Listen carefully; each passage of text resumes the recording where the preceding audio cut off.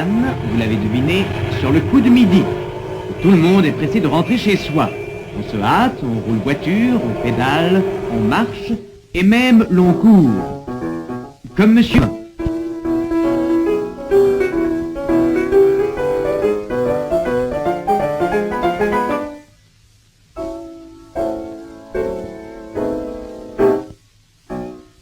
Dégoûtant, scandaleux. Monsieur Ducommun, dans ces moments, ne se connaît plus. Il achèterait même un trolleybus privé pour être sûr de ne plus le manquer. Mais voilà qui va sans doute arranger les choses. L'inspecteur lui aussi connaît la chanson. Non, monsieur Ducommun, pas dans une demi-heure. Un trolleybus de manqué, 10 de retrouvé, monsieur Ducommun. Et même 52. Avec ce chiffre, Lausanne peut se flatter d'être la ville la plus riche de Suisse en trolleybus. 52 trolleybus, monsieur l'inspecteur, qui roulent 365 jours de l'an. Ah tiens, je ne le savais pas. Que de kilomètres. Vous l'avez dit, monsieur Ducommun. Nos 35 anciens trolleybus, âgés aujourd'hui de plus de 17 ans, ont parcouru chacun une distance de quelques 600 000 kilomètres, soit 15 fois le tour de la Terre. Et le compte est vite là. Et voici, monsieur Ducommun, les nouveaux trolleybus qui sont à votre disposition. 17 mis en service depuis 1951. Entre nous, savez-vous le prix de l'un de ces engins? 160 000 francs pièce. Je peux vous dire aussi qu'après le refus des électeurs de municipaliser la compagnie des tramways lausannois en 1948, nous avons consacré 9 millions de francs à améliorer le réseau et le parc des véhicules.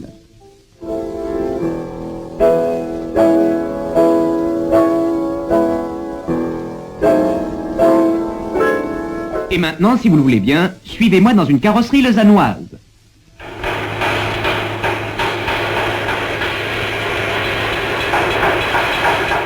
Là, nous préparons une série d'autobus d'une conception toute nouvelle.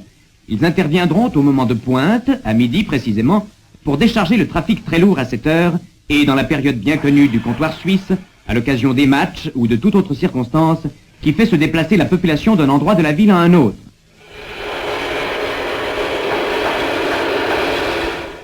Bien entendu, ces engins ne sont mis en service qu'après des contrôles de sécurité rigoureux et des courses d'essai fort nombreuses.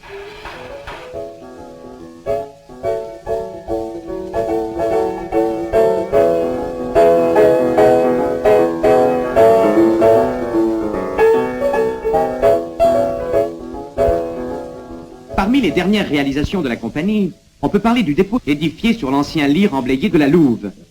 Ce dépôt, équipé d'un atelier de réparation perfectionné, a permis de décharger les ateliers de prélat d'une partie de l'entretien et de la révision du matériel. Jour et nuit, les techniciens y travaillent et s'emploient à assurer au matériel les qualités techniques qui lui sont indispensables. Ce dépôt abrite le parc roulant des lignes du Jorat et de Montron. Ces voitures, elles aussi, sont neuves.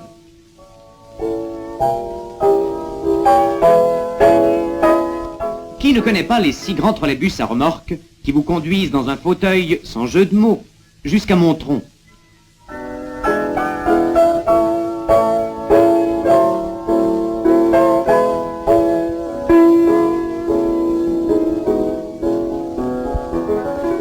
Pour le Jorat, 3 automotrices, au nom bien de chez nous, permettent des vitesses de 65 km à l'heure.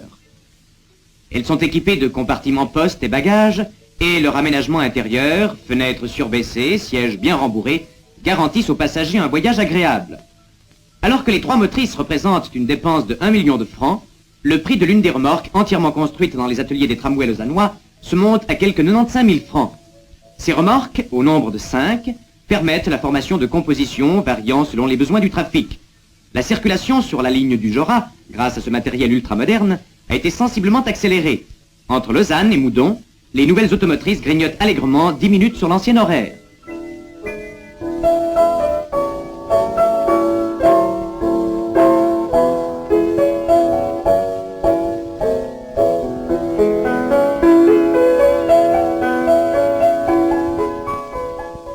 Les vieux Lausannois ne reconnaîtraient plus la place du tunnel. L'ancien charmant petit pavillon de bois a disparu, mais il a été avantageusement remplacé par une station moderne répondant aux besoins d'un trafic voyageurs et marchandises en continuel développement. Ces transformations sont encore toutes récentes, elles datent de 1951. La station du tunnel est ainsi dotée de bureaux, de guichets, de salles d'attente spacieuses, sans oublier les halles de marchandises et les cabines téléphoniques à disposition du public. Elle dessert simultanément les lignes du Jorat et de Montron.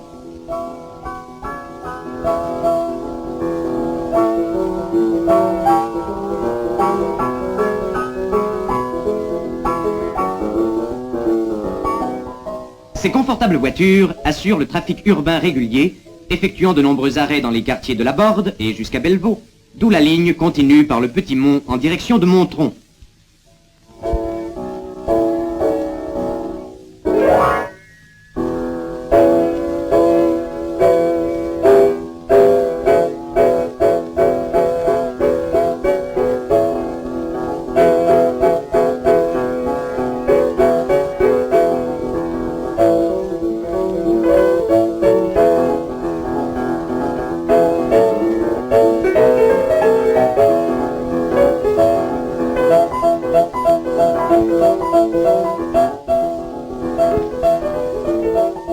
Une sous-station électrique nouvelle a dû être construite récemment au Petit Mont pour alimenter cette ligne et éviter de trop fortes chutes de tension.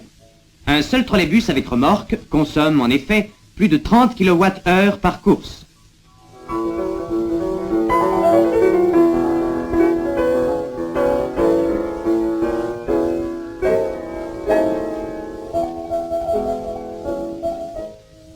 Cette ligne aérienne de Montron est de construction récente, vous le savez. Mais savez-vous qu'une aiguille aérienne, fonctionnant tout comme les aiguillages de chemin de fer, atteint le poids respectable de 70 à 80 kg, que les fils de cette ligne ne pèsent pas moins de 4000 kg par kilomètre, ce qui fait que nous avons plusieurs centaines de tonnes suspendues sur nos têtes. Ces lignes doivent être contrôlées et révisées régulièrement au moyen de plusieurs autotourelles hydrauliques.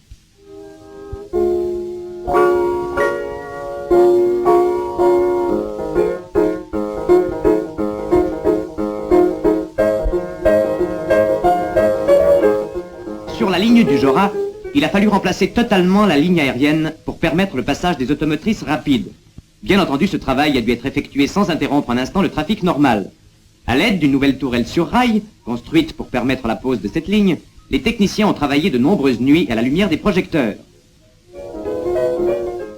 Mais ces techniciens se sentent autant à l'aise à quelques centimètres de la ligne à haute tension que le wattman qui conduit sûrement son trolleybus sur la ligne de Montron. À chacun son métier.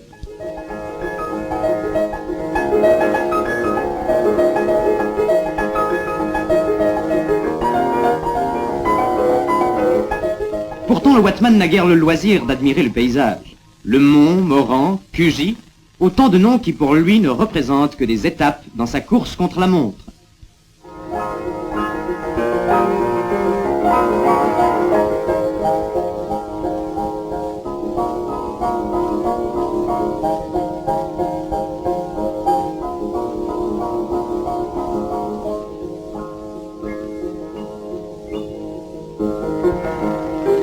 Cette course doit se terminer à 14h42 à la station de Montron.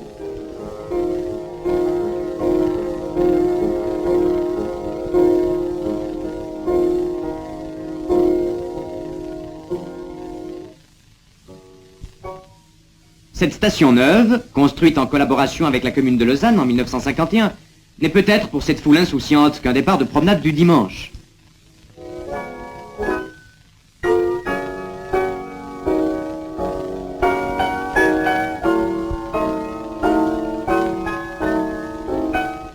Elle a pourtant une activité secondaire très importante. Les tramways lausannois ont organisé un service de marchandises. Ce service, qui se fait par camion, dessert journellement toute la région environnante.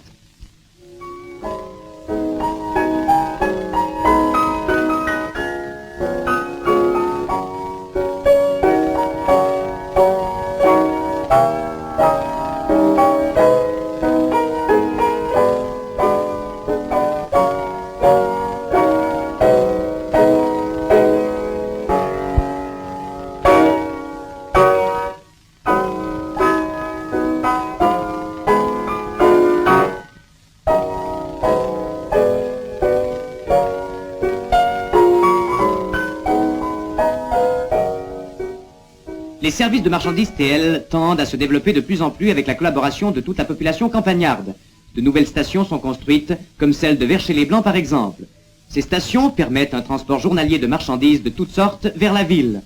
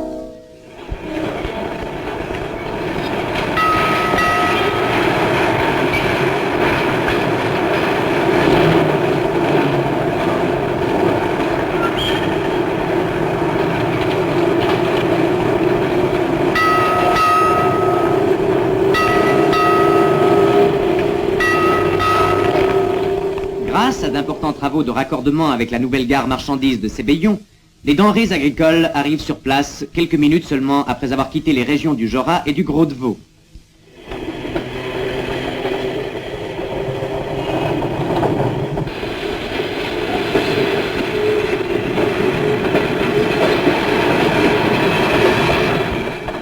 Un déchargement rapide, et la liaison est ainsi complète entre le LEB, les tramways lausannois et le réseau de chemin de fer national et même international.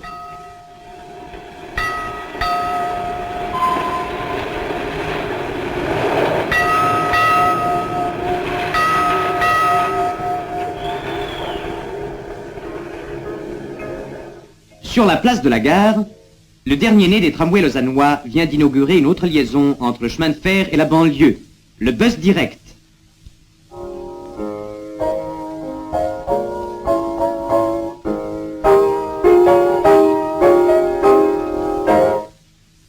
Confort, sécurité, rapidité, telles sont les principales qualités de ces petits autobus.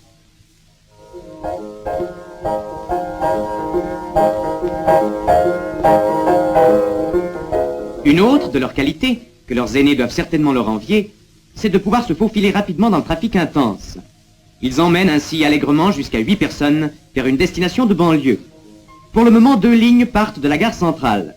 L'une ne fonctionne que les mercredis, samedis et dimanches à destination de l'hôpital cantonal et de l'hôpital Nestlé.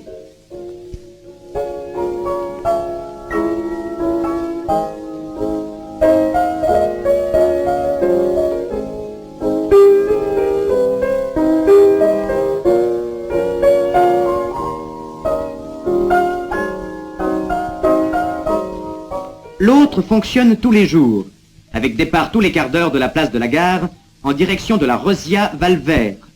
Dès le début, cette ligne a rencontré un très vif succès. Même les poupées sont du voyage.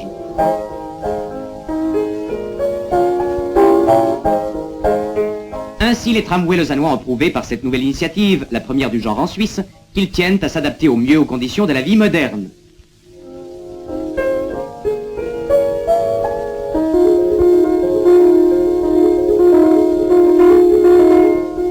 Certes, le réseau doit être amélioré au fur et à mesure des progrès et des développements de la ville, mais l'énumération des multiples lignes, stations et arrêts déjà existants laisse bien augurer de l'avenir. Toute cette organisation doit être implacablement minutée, et c'est à cette seule condition qu'elle peut fonctionner sans arrêt tout au long de l'année. Les tramways lausannois transportent en effet chaque jour environ 80 000 personnes, soit près des 3/4 de la population de la ville de Lausanne.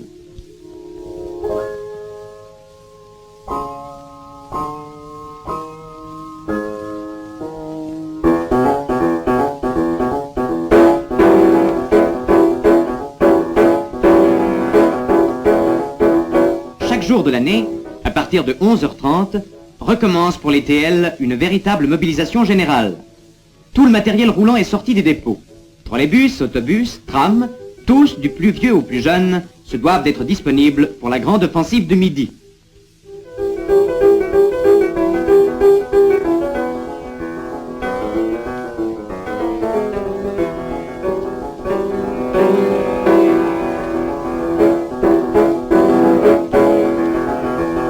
Les uns sont rassemblés dans la cour du dépôt de Prélat, selon un ordre de départ bien établi.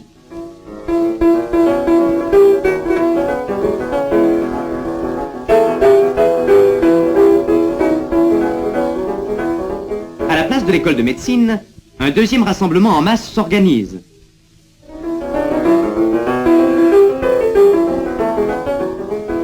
D'autres voitures, enfin, alignées à Bellefontaine, attendent patiemment leur tour. Il sera ainsi possible de faire intervenir simultanément ces réserves en différents endroits de la ville au moment voulu. Chacun sera pressé et impatient de trouver son tram ou son trolley à tel endroit précis.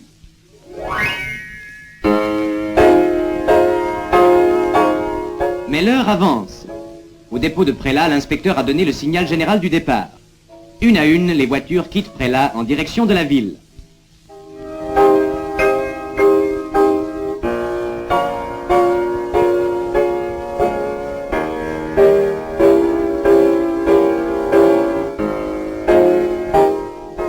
Bellefontaine, même branle-bas de combat. Les machines sont prêtes, Chacun prend son poste.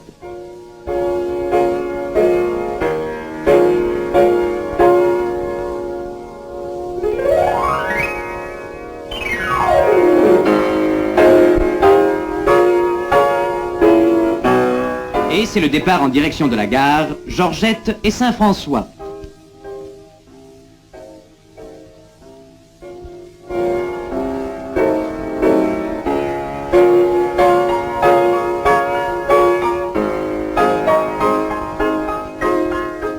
Puis c'est à la place de l'école de médecine que le dernier départ est donné. Les voitures s'ébranlent en direction du centre et dans quelques minutes, elles seront prises d'assaut par une foule affamée.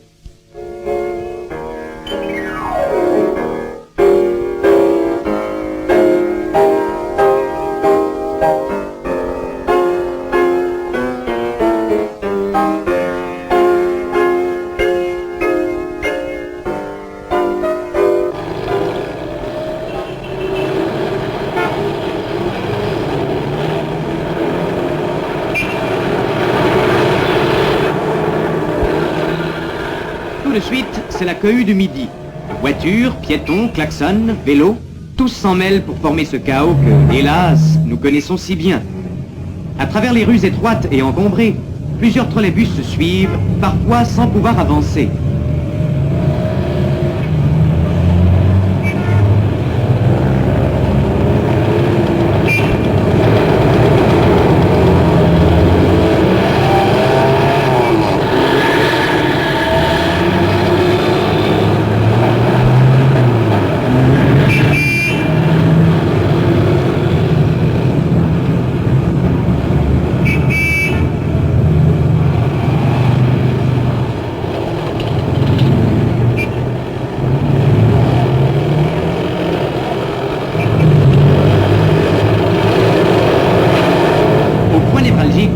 La circulation est ralentie par des embouteillages sans nom. Georgette, Chaudron, Riponne, Saint-François, autant de carrefours difficiles, chacun tente, avec plus ou moins de succès, de trouver une voie, ou tout au moins de se dégager.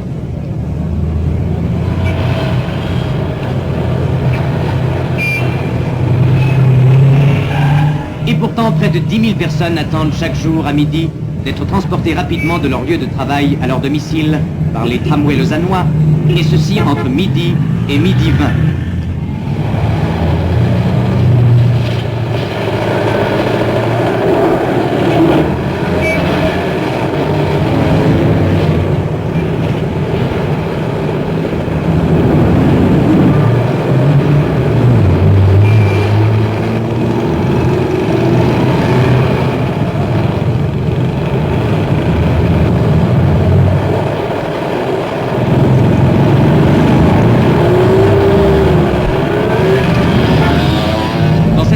Du mouvement, du bruit et de la fumée qui brille dans le soleil, il devient de plus en plus difficile au service public d'avancer et, en définitive, d'être à l'heure.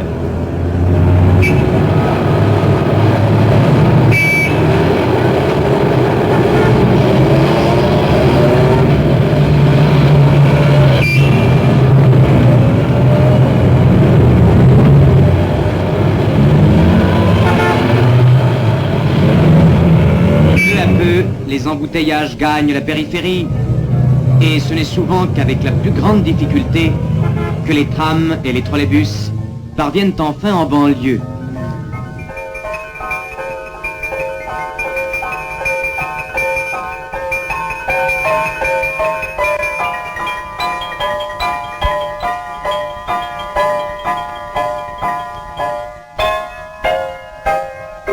Pourtant, 10 000 personnes arrivent à domicile tandis que les trams vides s'en reviennent au dépôt.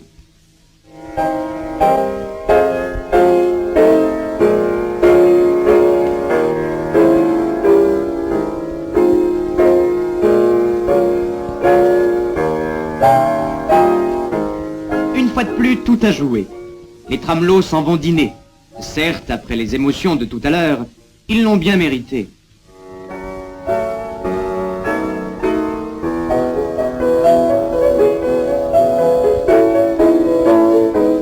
Peut-être Monsieur Duquemin l'a-t-il compris, lui qui était si fâché.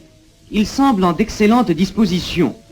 Une promenade à pied, Non, le tram du Jorat. Nous voilà donc réconciliés.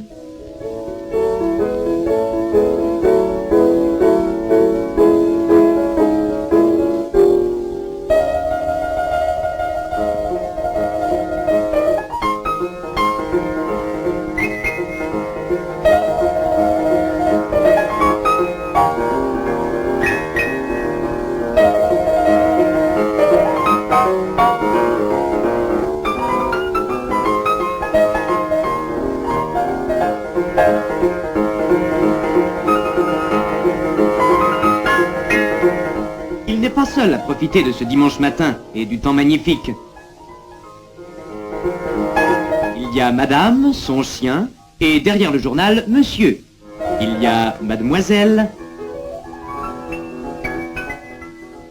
Il y a grande fille. Et bébé.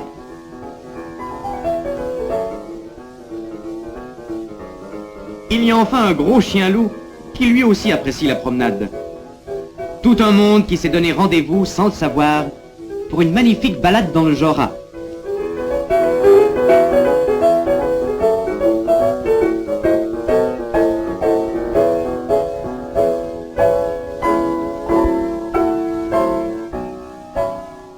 Mais nous voici déjà arrivés au culé. Tout le monde descend. Non, simplement une bonne tante à qui l'on tient beaucoup. Et puis, bébé.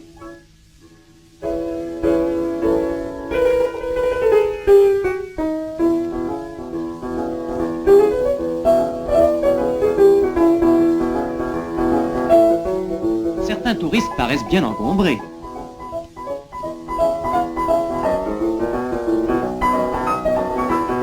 La promenade continue. Chacun choisira sa station, parmi ces noms bien connus des Lausannois.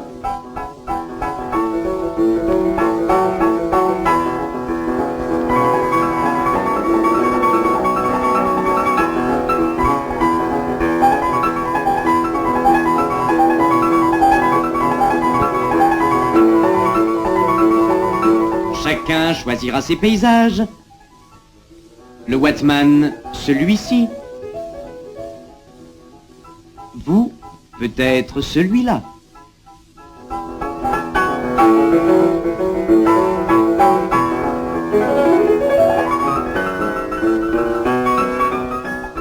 D'autres s'amuseront des moindres détails du voyage. Les enfants de Monsieur Ducommun trouvent ça formidable. Et vous, Monsieur Ducommun, qu'en pensez-vous ?